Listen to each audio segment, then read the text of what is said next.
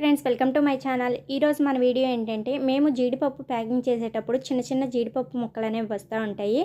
అవి నేను స్టోర్ చేసేసి ఒక్కొక్కసారి ఇలా జీడిపప్పు చెక్క అనేది చేస్తూ ఉంటాను.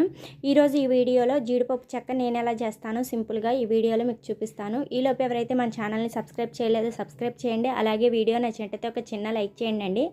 మీరు లైక్ చేస్తేనే ఈ వీడియో అనేది చాలా వరకు రీచ్ అవుతుంది. అలాగే వీడియోని స్కిప్ చేయకుండా ఎండ్ వరకు చూడండి. నేను ఇలా ప్యాకింగ్ చేసినప్పుడు చిన్న చిన్న జీడిపప్పు ముక్కలు అనేవి వస్తూ ఉంటాయి. వాటిని నేను పక్కన ఒక బాక్స్లో పెట్టుకుంటాను. తర్వాత ఒకేసారి ఒక 10 days తర్వాత ఇలా మొత్తం వేసేసి దాంట్లో ఏదన్నా చిన్న చిన్న పులుకులు ఉంటే జల్లెడ్ చేసేసేస్తానండి. తర్వాత వచ్చేసరికి ఒక చిన్న కళాయి తీసుకొని కొంచెం నెయ్యి వేసుకొని ఏం చేసుకుంటాను. ఈ జీడిపప్పులో చాలా ఆరోగ్య ప్రయోజనాలు ఉన్నాయండి. ఇవి తినటం వల్ల హెల్త్కి అనేది చాలా మంచిది. మనం విడిగా అయినా తీసుకోవచ్చు, లేకపోతే ఇలా జీడిపప్పు చెక్క అయినా సరే తినవచ్చు అనమాట. మనం డైలీ జీడిపప్పు తినటం వల్ల చాలా ఆరోగ్య ప్రయోజనాలు ఉన్నాయి. దీంట్లో విటమిన్లు, ఖనిజాలు అన్నీ చాలా పుష్కలంగా ఉంటాయి.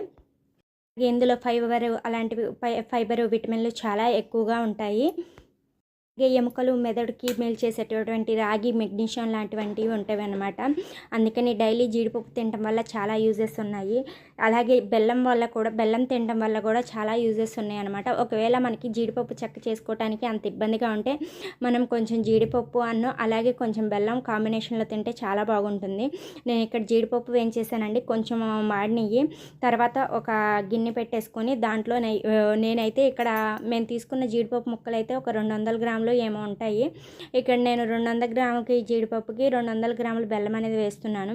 ఇలా వేసిన తర్వాత కొంచెం నీళ్ళు అనేవి యాడ్ చేసుకున్నానండి. ఇలా యాడ్ చేసుకున్న తర్వాత కొంచెం సేపు బాగా బెల్లం అనేది కరిగిన తర్వాత నేను దాంట్లో యాలక్కాయలు వేసానండి. ఒక 2 యాలక్కాయలు వేసాను.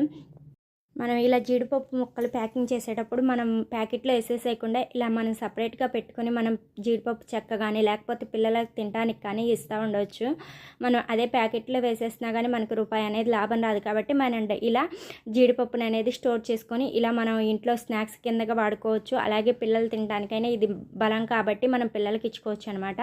ఇక్కడ బెల్లం అనేది కరిగిపోతూ ఉందండి. 2 యాలక్కాయలు వేసాను.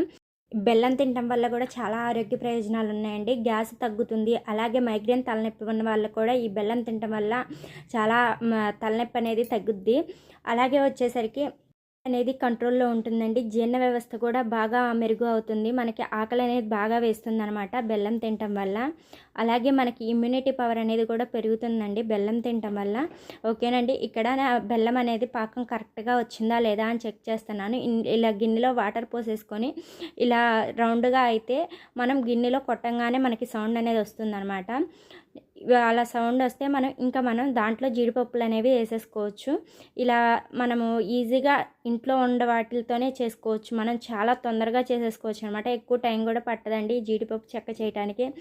ఒక అరగంట లోపే పడుతుంది. ఇలా నేను జీడిపప్పులు మొత్తం వేసేసాను. ఇలా వేసిన తర్వాత నేను ఒక ప్లేట్లో కొంచెం నెయ్యి అనేది రాసుకొని ఆ ప్లేట్లో వేస్తున్నానండి. చాలా ఈజీగా చేసేసుకోవచ్చు.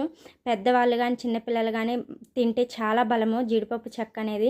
అలాగే శనక్కాయ పప్పుల చెక్క అయినా జీడిపప్పు చెక్క అయినా చాలా బలం అనమాట ఇవి తింటే. ఓకేనండి, మీకు మాత్రం వీడియో నచ్చినట్టయితే ఒక చిన్న లైక్ చేయండి. అలాగే మన ఛానల్ని సబ్స్క్రైబ్ చేయకపోతే సబ్స్క్రైబ్ చేసుకోండి. మనం చాలా తొందరగా ప్రిపేర్ చేసుకోవచ్చు. అలాగే ఎక్కువ టైం కూడా పట్టదు. ఆరోగ్యానికి ఆరోగ్యం అనేది ఉంటుందన్నమాట.